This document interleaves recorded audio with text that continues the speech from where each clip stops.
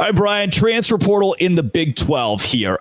Colorado being at number one is a shock to no one. That's what they want to do. That's how they're going to do it. They have built the most talented roster in the Big 12 based on how you evaluate recruits. Though, is it sustainable? We don't know. And let's even go there to start. Them being number one, not shocking. How will we know? When can we tell if this is actually going to work? As many have rumored that once Deion's kids are out of Boulder, he is too.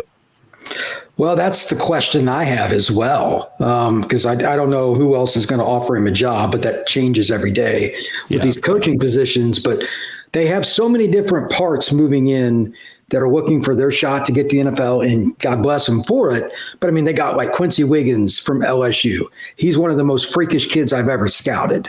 They got kids coming in from like Houston. They got kids coming in from the SEC, all over the country. How does that blend? They need to hit something, because I don't know what like FanDuel has them as an over-under number this next year. 4. I think it's 4.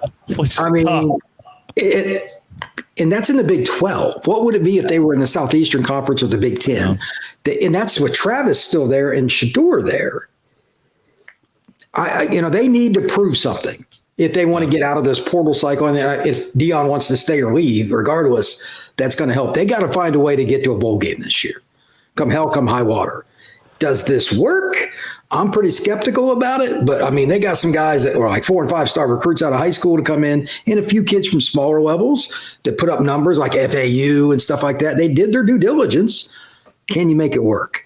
I got to see it, man. I'm curious what you think about it. You follow them closer than me, but they're intriguing. I'll give them that. Yeah.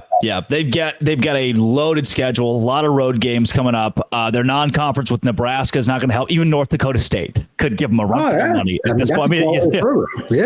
Right. So I'm worried about the schedule that Colorado has and whether or not it's sustainable to not really recruit the high school ranks. Again, I think they brought in 7 recruits out of 2024. So I'm not going to put any of my money on it at FanDuel right now. The over 4. Gee, I wonder why. Based on the money I lost this last year, I can't trust it yet. But looking at the teams outside of the top 10 in the portal class this year, it includes West Virginia, Oklahoma State, Kansas State, BYU, and Iowa State. All those teams have a lot of return production, and those teams were on the top half of the Big 12. Brian, the best teams that are recruiting the portal in the Big 12 this offseason, Colorado, TCU, Arizona State, Houston, UCF, they underachieved. Does that show some sort of cohesive strength in a conference when your best teams are at the bottom of the portal list and your worst teams or middle of the pack teams are at the top? I think there's a lot of correlation there. Look, we need immediate help. We didn't get it done. And let's not kid ourselves. This is the what have you done for me in the last 12 seconds generation. These coaches want to extend their contracts as long as possible. How do we do that? Well, if we get more experienced players, it's more likely we can win right away. And away we go. I actually interviewed a trainer earlier today about a recruit in South Carolina that's a top quarterback, but he doesn't have quite as many offers as he probably would have, say, 5-6 years ago because of the portal. It's just true. We were talking about it kind of laughing like there's nothing we can do about this. Yeah. Well, quarterback and O-line in particular, longer development spots, you see teams just trying to get anybody they can that's played in college.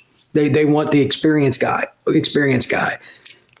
I don't think that's going to change much. And then you have like Oklahoma State, who has like 20 starters back. It's insane for this next year's team. They should win the Big 12, I would assume. That'd be my pick, but they don't need as many guys. Those kids, I mean, even if they tried, they got all these starters. It's going to be pretty hard to get guys to transfer in. So, yeah, if you're at the bottom, like Arizona State, you mentioned they were terrible last year. They got to do it. I have no problem with that.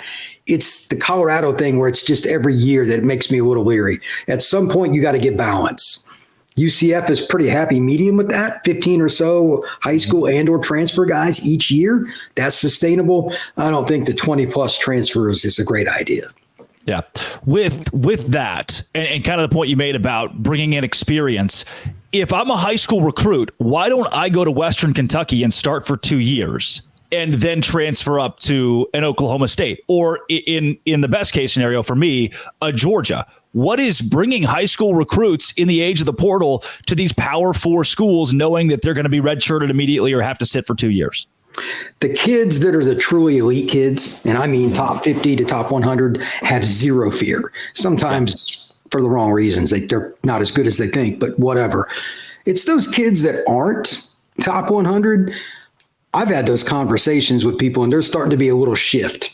Some of the 7-on-7 coaches, some of the trainers, even some of the high school coaches, when they go on these bus tours, they'll go to Georgia, they'll go to Bama, they'll go to Kentucky or Notre Dame or whatever, but they'll stop at Savannah State. They'll stop at some school. You're like, where's that at?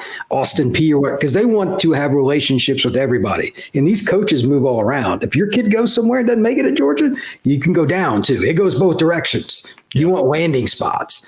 And 10 years ago, there wouldn't have been near as much as that. But the portal there is, and some of the kids are open-minded to it. I think there's going to be at least a little bit of a shift, but the ego gets in the way. The kids all think they can play at Georgia, which they can't. Yeah. And that's just the way of human nature. Brian, the name Micah Hudson has been brought up once already. Let's bring it up even more. Who are 3 names to know in 2024? He's got to lead it. That's coming up next on Locked On Big 12, part of the Locked On Podcast Network, your team every day.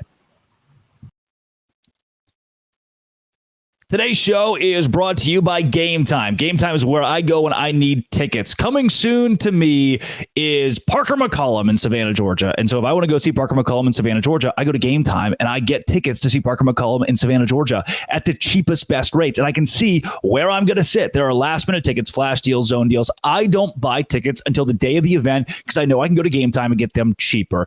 Download the Game Time app for a great ticket buying experience. They're easy to find. Views from all seats in the venue. Lowest price guaranteed.